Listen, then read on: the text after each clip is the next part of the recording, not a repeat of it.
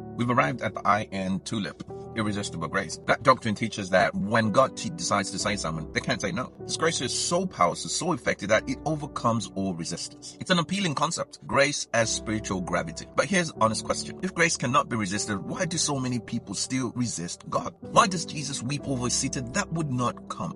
Why do the prophets plead with Israel not to turn away? Let's wrestle with this, not to tear down God's sovereignty, but to see it in full color. John 6:4 is a cornerstone for irresistible grace. No one can come to me unless the Father who sent me draws it. Absolutely. Salvation begins with God's initiative. We don't climb to heaven. Heaven comes down to us. Now listen to John 12:32, where Jesus says, when I'm lifted up from the earth, will draw all people to myself. Same Greek word, helko, to draw, attract, to invite. So which is it? Does God draw only the elect, or does he draw everyone? The answer seems to be he draws all, but not all respond. If grace were truly irresistible, the crucifixion would have ended rebellion.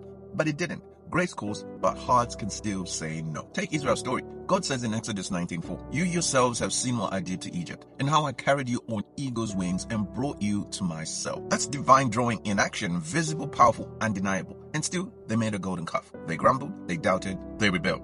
In Deuteronomy 30:19, God pleads, I have set before you life and death. Now choose life. He doesn't program their decision. He calls for it. That's not irresistible grace. That's patient, pursuing grace. Do not harden your hearts. Hebrews 3 repeated like a drumbeat. Today, if you hear his voice, do not harden your hearts. That's in verse 7, verse 15, and chapter 4 and verse 7. Why say it if resistance is impossible? Because God does speak and we can ignore him. He draws and we can walk away. The wilderness generation saw fire by night and manna by morning. They heard God's voice from a trembling mountain and still chose defiance. Grace was present, rebellion was chosen. What about Pharaoh? Did God harden his heart? Yes, but look at the order. Early on, Pharaoh hardened his own heart. That's in Exodus 8:32 and 9:34. Then midway, the text simply says his heart was hardened. Later, God hardened Pharaoh's heart after repeated rejection. This isn't random, it's judicial. Romans 1:24 gives the same pattern. God gave them over to their desires. Not because he willed their sin, but because they persisted in it. God doesn't override the will, he confirms it. Pharaoh shut the door, God sealed it. Matthew 23:37. How often I have longed to gather your children together as a hen gathers her chicks under her wings, but you were not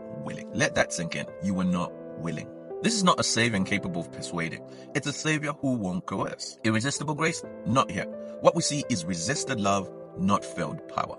In Luke 14, Jesus tells a parable. A king throws a feast, some refuse the invitation, so he invites the outsiders, the poor and the broken. But no one is dragged in against their will. Some come, some don't. The invitation is real. The response is up to them. This matches Mark 16:15. Go into all the world and preach the gospel to every creature. Why preach to all if grace is only effective for a few? Because the gospel isn't a call to unlock for the elect. It's a call to everyone. Behold, I stand at the door and knock. If anyone hears my voice and opens the door, I will come in and eat with them, and they with me. Revelation 3:20. That's not manipulation. That's